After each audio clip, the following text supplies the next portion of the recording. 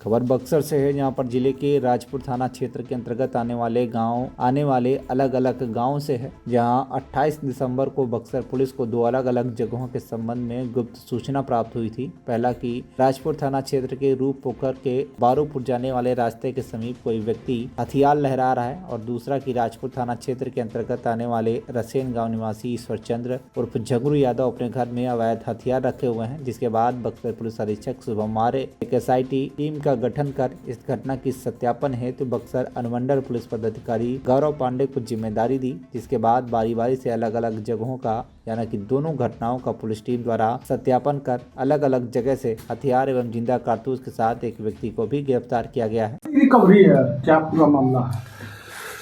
कल राजपुर थाना अंतर्गत दो घटनाएं हुई हैं, जिसमें एक घटना में ये जानकारी मिली कि एक व्यक्ति जो राजपुर क्षेत्र अंतर्गत दो हथियार लेकर के लहरा रहा है।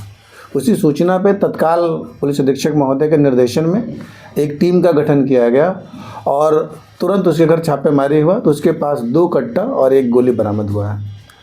और इसके साथ ही साथ जो दूसरी घटना हुई उसमें जानकारी मिली कि एक घर में हथियार छिपा के रखा हुआ है।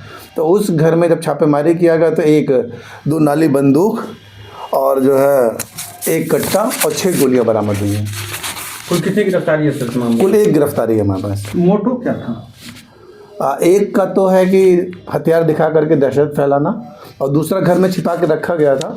अब हम लोग ये जानकारी ले रहे हैं, अब वो अनुसंधान में आएगा कि किस प्रकार, कौन, कैसे, कहाँ पे रखा था या किसने रखवाया था या किस पर्पज के लिए रखा हुआ है। वेपन लाइसेंसी या हम लोग सारे बिंदुओं पे जांच कर रहे हैं, क्योंकि जो 2 हथियार पहले मिले थे वो दोनों जाहिर सी बात है देसी कट्टा है, तो वह कंट्री मेड कट्टा है। और जो दूसरा हथियार है उसमें भी एक बड़ा हथियार है, एक छोटा हथियार है। तो देसी कट्टा जो है वो कंट्री मेड है, और जो बंदूक मिली है राइफल, हम लोग उस पर देख रहे हैं कि वो लाइसेंसी है कि नहीं है।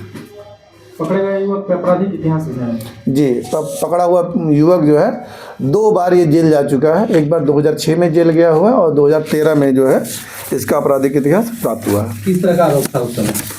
एक बार ये 376 के केस में गया है और दूसरी बार रंगदारी के केस में जेल गया हुआ है। सेंसिटिव इलाका माना जाता है राजपुर क्षेत्र। इस तरह से अगर हथियार के साथ, तो इसका मतलब है कि किसी बड़े घटना को अंजाम देने के चक्कर में थे। निश्चित ही राजपुर एक संवेदनशील थाना क्षेत्र है, और इसमें तत्काल पुलिस को जानकारी मिली कि किसी के जो अपराध कर्मी के द्वारा हथियार का प्रयोग करके लहराया जा रहा है। तो हम लोग तत्काल उस पर कार्रवाई किए, और जैसे ही सूचना मिली कि घर में छिपा के रखा हुआ था, हम लोग उस पर किए। तो हम लोग हर बिंदु पे जांच कर रहे हैं, और निश्चित ही पुलिस की कार्रवाई लगातार रेड छापेमारी करके ज़्यादा से ज़्यादा अभियुक्तों को गिरफ्तार करना और आर्म्स की बरामदगी करना है। इसमें और लोग शामिल हो सकते हैं, ये अनुसंधान का विषय है। बक्सर से इंदुभूषण ओझा की रिपोर्ट, TV1 इंडिया न्यूज।